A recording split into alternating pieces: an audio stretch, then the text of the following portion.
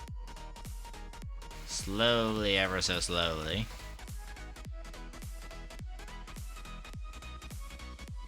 Okay, come on. Come on. Come to Papa. Come to Papa. Slowly starting to darken around here. It's kind of starting to shrink. This day-night cycle is so fast. Which is simultaneously amazing and ridiculously hard.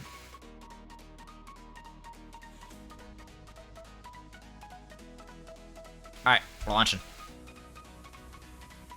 Alright, I'm ready on the keys.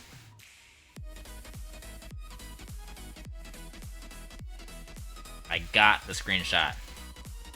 And it's probably frozen stream for a second. There we go. I got it. Alright, I'm gonna paste it in my Discord. Hold on.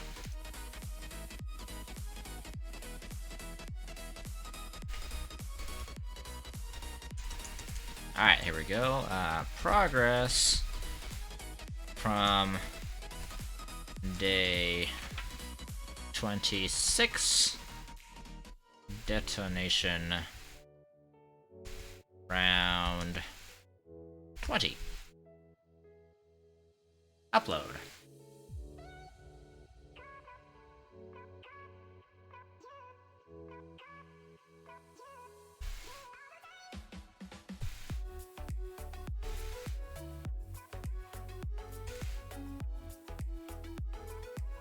Hello.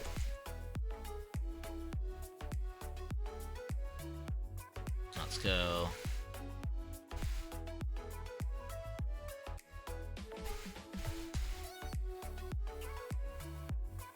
Let's go here and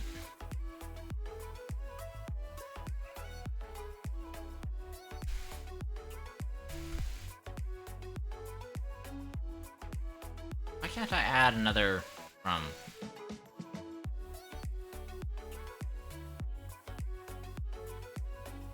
Oh, you're already there. Ay. Discord is malfunctioning.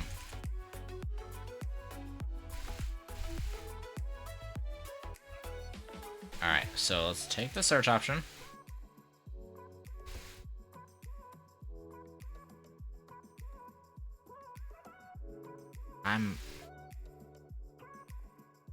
Okay, I'm just gonna enter my tag manually. Sorry guys, I'll be here in a second. Excuse you. It's not. Yay. Alright, well, anyway. Now we got the easy one, which is the bigger one. I really should wait till like midnight. That's a kind of a cool screenshot though. I don't know, I kind of like that. I'm gonna take that as a screenshot.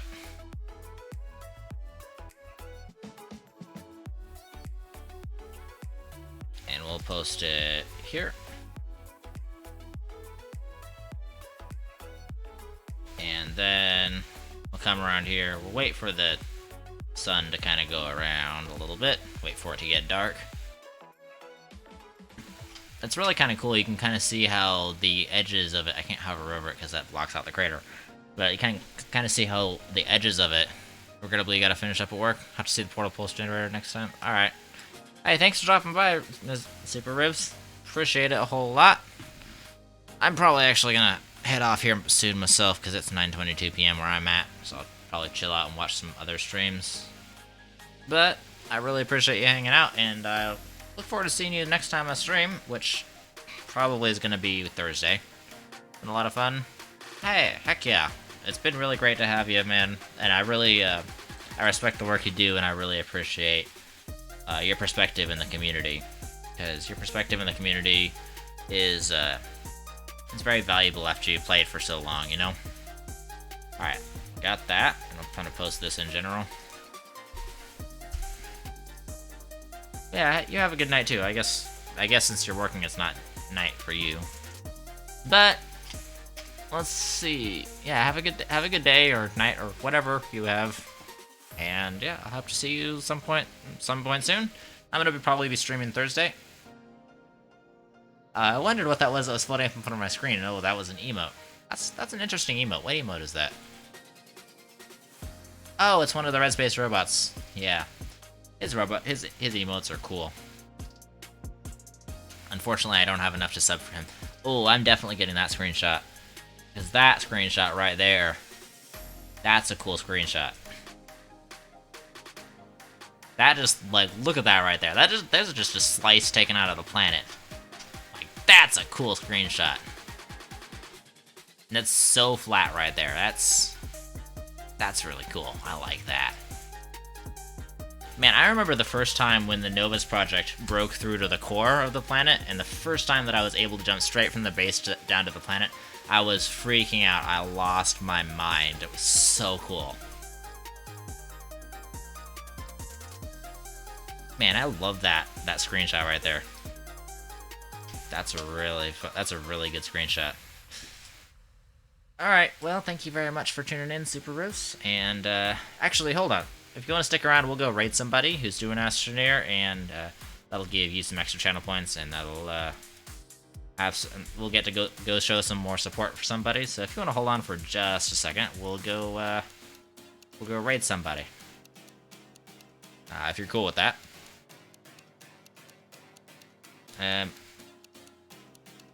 Come on, show me my game.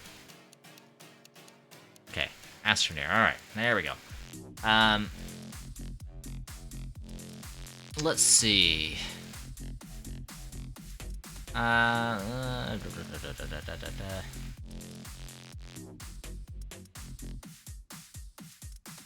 Let's start by viewers.